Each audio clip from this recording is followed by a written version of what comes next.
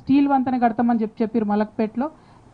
ఎక్కడెక్కడైతే హైదరాబాద్ నగరంలో బ్రిడ్జిలు పెండింగ్ ఉన్నాయో పనులు కాక ప్రతి చోట యాక్సిడెంట్లు అవుతున్నాయి. మంత్లీ 4 to 5 పీపుల్ చనిపోతున్నారు. Same story with Malakpet bridge. త్వరితగతిన దాన్ని పూర్తి చేయాలని కోరుతా ఉన్నాం. ఇక్కడ ఏ బ్రిడ్జ్ దగ్గరైనా ఇష్యూ ఏంటంటే నేషనల్ హైవే వాళ్ళు, జిహెచ్ఎంసీ వాళ్ళు కోఆర్డినేషన్ లేక లేట్ అవుతున్నది. ఈ బ్రిడ్జ్ అయితే పర్టికులర్గా మలక్పేటలో వాళ్ళు నాకు చెప్పింది ఏంటంటే ల్యాండ్ అక్విజిషన్ లేకుండా బ్రిడ్జ్ కట్టడం స్టార్ట్ చేశారు. దాంతో లేట్ అయిపోయినటువంటి పరిస్థితి ఉంది. సో ఈ బేసిక్ కోఆర్డినేషన్ చేసుకోవాల్సిందిగా నేను డిమాండ్ చేస్తూ ఉన్నాను. ఆ తర్వాత యాకుత్పురా కాన్స్టిట్యున్సీలో ఇందాక నేను చెప్పినట్టు మనము హనుమాన్ నగర్ ముంపు ప్రాంతాల్లో పర్యటించిన కాడ ఈ నీళ్ల సమస్య ఉన్నది. కుమ్మరిగూడలో చాలా మంది కుమ్మరి వాళ్ళు ఉన్నారు. వాళ్ళు డిమాండ్ చేసినటువంటి అంశాలు ఏంటంటే మట్టి సిటీలో ఎక్కడ దొరకలేదు, మాకు కంపల్సరీ మాకు మట్టి ప్రొవైడ్ చేయండి అని ప్రభుత్వాన్ని డిమాండ్ చేస్తున్నారు. అట్లానే సింగరేణి బస్తీ, కాజాబాగ్ బస్తీ, చింతల్ బస్తీ చాలా పెద్ద బస్తీ. మొత్తం ఈ 3 బస్తీలు కలిసి 20,000 వరకు కుటుంబాలు సెటిల్మెంట్స్ ఉన్నాయి. కానీ ఎన్నో ఏండ్ల నుంచి ఉన్న ఇంతవరకు వాళ్ళని రెగ్యులరైజ్ చేస్తలేనటువంటి పరిస్థితి ఉన్నది.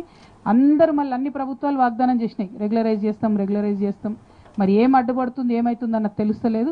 మరి యాకుత్పురా నియోజకవర్గంలో ఉన్న సింగరేణి బస్తీ, కాజాబాగే కదా, కాజాబాగు, చింతల్ బస్తీ వీటి మీద మాత్రం స్పందించాలని నేను ప్రభుత్వాన్ని డిమాండ్ చేస్తున్నా. ఇక ఆ తర్వాత చార్మినార్ నియోజకవర్గానికి పోయినాం. అక్కడ పెండింగ్ ఉన్నటువంటి మల్టీ లెవెల్ పార్కింగ్ కోసం మరి అప్పుడు పాత గవర్నమెంట్ వేసినటువంటి స్టోన్ దగ్గర నిలబడి మేము మాట్లాడినాం. అది ఇంకా కూడా ముందుకు పడతలేదు. మక్కా మసీద్ పోయి చూసినాం, అక్కడ కొన్ని రిపేర్స్ ఉన్నాయి. మేము పోయి వచ్చిన తర్వాత మరి అజరుద్దీన్ గారు ప్రత్యేక శ్రద్ధ పెట్టిరని తెలిసింది. మరి మనకు కొంచెమన్నా పనులు ముందుకు సాగితే బాగుంటుంది.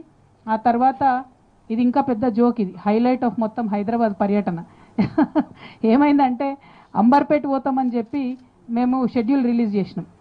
అంబర్పేట్ చే నంబర్ ఫ్లైఓవర్ కింద రోడ్డు చాలా ఏండ్లకెళ్ళి పెండింగ్ ఉంది. ఆ రోడ్డు చూద్దామని మేము అనుకుంటే రాత్ ఎంత గమ్మత్ అంటే 12 గంటలు మా వాళ్ళు బ్యానర్ కట్టడానికి పోతే రోడ్ లేదు.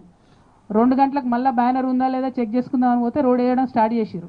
తెల్లారు 10కి మేము ప్రోగ్రామ్కి వరకు రోడ్ అయిపోయింది.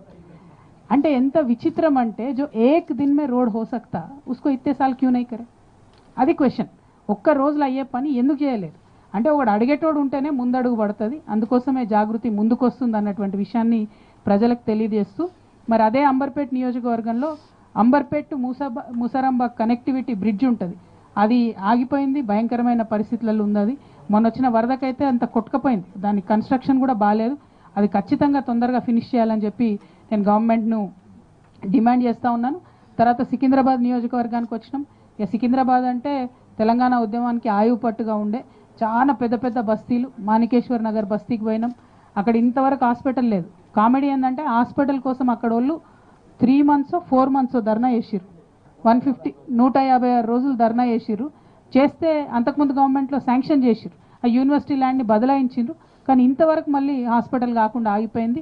దయచేసి హాస్పిటల్ అక్కడ కట్టవలసిందిగా డిమాండ్ చేస్తున్నాను. తర్వాత చంద్రబాబు నాయుడు నగర్ అని ఉన్నది, CBN. అక్కడ అప్పుడు చంద్రబాబు నాయుడు గారు ఉన్నప్పుడు సింగిల్ బెడ్రూమ్ హౌసెస్ కట్టించినటువంటి నగర్ అది. అవి మొత్తం కూడా కూలిపోతున్నటువంటి పరిస్థితి ఉంది. మరి అవి తీసేసి అక్కడ డబుల్ బెడ్రూమ్స్ కడతా అని చెప్పారు, కానీ ఇంతవరకు దాని మీద శ్రద్ధ పెట్టలేదు. అట్లానే సీతాఫల్ మండి గవర్నమెంట్ స్కూల్, అది కరెక్ట్గా మా పద్మారావు గారి ఎమ్మెల్యే ఆఫీసు ఎదురుగానే ఉన్నది. అది కూలగొట్టి పెట్టిండ్రు, కానీ ఇంతవరకు కడతలేరు. మేము ఆడ చూద్దామని పోయే వరకు అసాంఘిక కార్యకలాపాలు మంచిగా యథేచ్ఛగా కొనసాగుతున్నటువంటి పరిస్థితి కనబడ్డది. దాన్ని తొందరగా స్కూల్ని కట్టాలని చెప్పి నేను కోరుతున్నా. అంటే మంచిగా ఉండే స్కూలు, 1000 మంది పిల్లలు ఉండే, వీళ్ళు కొత్త స్కూల్ కడతామని పడగొట్టేసి ఇప్పుడు ఏమైపోయింది, 350 మంది పిల్లల్ని ఏదో స్కూల్లో టైంపాస్కి వేసేసారు. మిగతా 600 మంది పిల్లలు ఎక్కడెక్కడికి పోయినారో చెల్లా చెదరైపోయారు. మొత్తం కట్టకుండా పెట్టిండ్రు. దాని మీద తప్పకుండా దృష్టి పెట్టాలి ప్రభుత్వం అని నేను డిమాండ్ చేస్తూ ఉన్నాను. ఆ తర్వాత వారాసిగూడ క్రాస్ రోడ్, ఇదైతే మరి ఘోరంగా ఉంది. రష్ భయంకరంగా పెరిగిపోయింది. ఎన్నో రోజుల నుంచి రోడ్ వేస్తామంటారు. మేము అక్కడ దిగి చూసినాం. అంటే ఎట్లా అంటే 1950లో ఉన్న హైదరాబాద్ ట్రాఫిక్కి సరిపోయేటట్టు ఉంది ఆ రోడ్. ఇప్పుడున్న దానికైతే సరిపోయేటట్లేదు. కాబట్టి ఆ రోడ్డు విస్తరణ పనులు చేపట్టాలని డిమాండ్ చేస్తున్నాం. అట్లనే ముషీరాబాద్ నియోజకవర్గంలో అడిక్మెట్ బస్తీ సందర్శించిన కాడనే ఈ నీళ్ళ బాటిల్, దీని పరిస్థితి పెట్రోల్ వాసనతో ఘోరంగా ఉన్నది. మరి దీన్ని వెంటనే సరిచేయాలని చెప్పి స్థానికులందరూ కూడా కోరుతున్నటువంటి పరిస్థితి. మరి ఈరోజు పొద్దున ఖైరతాబాద్ ఈరోజే కదా అచ్చా కార్వాన్ నిన్నటిది, సారీ ఇంకొక 2 ఉన్నాయి.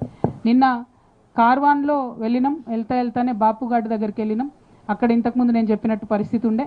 ఆ తర్వాత జియాగూడ కబేల, బేసికలీ అక్కడ మొత్తం మేకల మండి ఉంది, జియాగూడలో మేకల వ్యాపారం జరుగుతుంది. కానీ ఆ కరణ్ సింగ్ మార్గ్ నుంచి ఆల్మోస్ట్ హైకోర్టు పోయే వరకు ఒక సైడ్ ఆఫ్ ద రోడ్ ఎవరు వాడుతూనే లేరు. ఆ ఎన్ని ఇయర్స్ నుంచి పెండింగ్ అయిపోయిందో. Every high court judge passes through there, every high court lawyer passes through there. Easy